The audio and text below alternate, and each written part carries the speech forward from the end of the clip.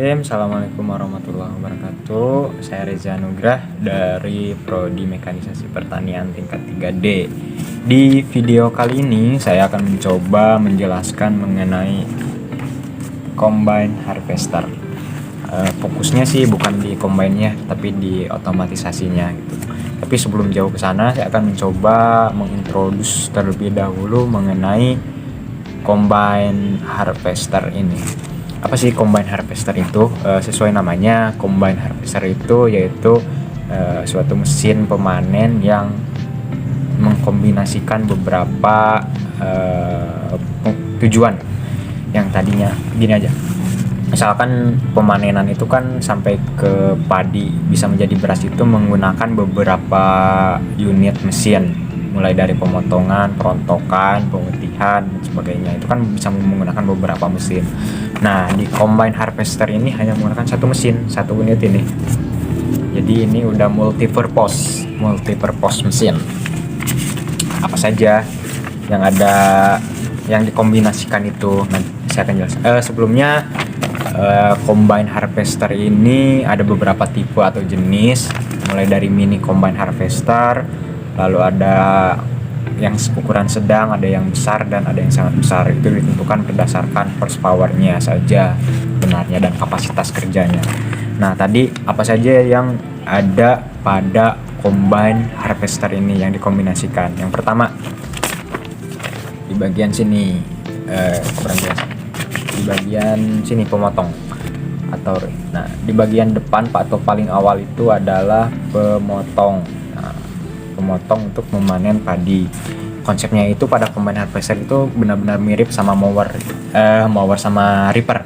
Jadi yang ada beberapa mata pisau yang berpasangan, misalkan dua kan. Di sini reaper mata pisau yang diam, sini yang bergerak. Jadi ketika ada batang padi masuk, maka akan terpotong. Nah, setelah terpotong ini berputar nih, semacam tracer tapi tidak bergerak cepat, lalu akan masuk ke tahap selanjutnya. Nah, itu kan udah satu tuh, yaitu alat pemotong atau reaper. Tahap selanjutnya yaitu akan dibawa oleh conveyor. Nah, sudah dua kan, tadi ada pemotong lalu ada conveyor. Sebenarnya sudah tiga sih, tadi kan ada yang untuk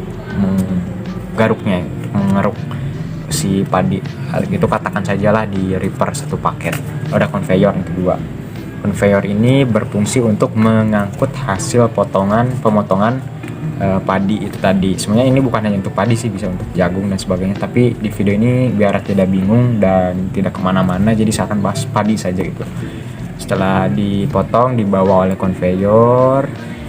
Nah, ini sudah dua jenis, jadi kita harus gak usah mengangkut hasil panen dari padi untuk dirontokkan. Nah, sudah dua. Nah, di tahap ketiga yaitu thresher atau perontok. Nah, ini thresher atau perontok ini berfungsi untuk merontokkan gabah padi dengan si malainya atau si batang padinya gitu. Jadi si batang padi atau malai ini akan terpisah dengan gabahnya oleh thresher ini. Putarannya cukup kuat nih si thresher ini. Ini sudah 3 alat kan. Biasanya kan ini thresher ini, perontok ini menggunakan power thresher, baik yang pedal, yang mesin. Intinya sudah beda alat lah di sini. Nah, sebenarnya di mesin-mesin juga thresher ini satu unit dengan ini blower. Apa fungsinya nanti saya akan coba jelaskan. Tadi kan si padi dan si malai sudah terpisah nih di sini oleh thresher, maka si padi atau si jerami akan ke tahap selanjutnya ke sini. Sedangkan untuk si gabah akan turun ke bawah sini. Coba. Nah, sini. Nah, si jerami sini saya akan coba jelaskan yang jerami dulu. Nah, jerami ini biasanya combine yang biasa itu kan terbuang, jadi oleh blower akan terbuang keluar saja gitu, keluar atau dicacah dulu. Nah, untuk yang semi otomatis atau yang otonomous itu biasanya menggunakan konsep hay baler. Jadi untuk mengumpulkan dan mengepak si jerami ini, karena si jerami ini kan berguna sebagai pakan ternak. Nanti akan saya coba tampilkan gambarnya apa itu hay baler. Lalu untuk si gabahnya, nah si gabah ini kan memiliki massa. Nah gabah itu kan ada dua jenis juga, ada yang memiliki massa atau yang bernas, ada yang tidak bernas. Tidak bernas itu hanya ada kulit gabahnya saja, sedangkan dalamnya itu kosong. Nah pemisahannya dilakukan oleh si blower ini. Nah blower ini akan menerbangkan si, ini kan berputar, ini blower ini seperti kipas, ini terpasang ke mesin juga menggunakan panbel sebagai transmisinya. Nah ini akan berputar untuk menggerakkan blower, lalu jadi si gabah yang tidak bernas itu akan terbuang keluar gitu, ada saluran pembuangan, sedangkan yang bernas akan turun ke bawah untuk ke proses selanjutnya. Nah tadi seperti saya jelaskan sambil menjelaskan mengenai transmisi, jadi si tracer ini tersambung menggunakan panbel, ini juga menggunakan panbel ke si mesin, lalu conveyor juga menggunakan panbel ke mesin atau menggunakan chain and sprocket. Lalu ke tahap selanjutnya, nah ini tahap selanjutnya. Nah ini si padi, kalau ini kan si jenis padi yang masih terbuang ya, padahal ada satu jenis combine itu yang langsung jadi terkumpul dan terkepak gitu. Jadi pengumpulan pengepakannya jadi seperti baler.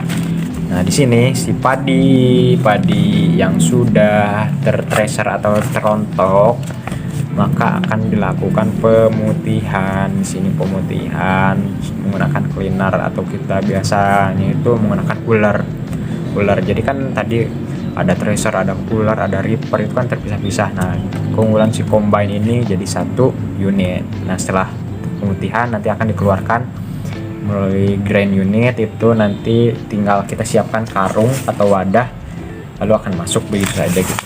Nah itu untuk saya bagian introduce dari si combine harvester ini. Nah combine harvester ini, jadi yang tadinya ripper, lalu conveyor, lalu thresher, lalu blower, lalu cleaner, setelah itu hay baler, itu kan ada beberapa unit tuh, ada sekitar 6 mesin tadinya, belum lagi tenaganya yang tadinya panennya di sawah harus diangkut ke gudang dan sebagainya, itu kan benar-benar capek gitu. Nah dengan si combine ini hanya dengan satu unit saja. Nah setelah itu saya akan menjelaskan mengenai otomatisasinya. Nah di otomatisasi itu kan setidaknya untuk suatu mesin bisa menjadi otomatis itu ada 3 device. Yang pertama itu input, lalu ada proses, lalu ada output. Nah di output ini berupa aktuator.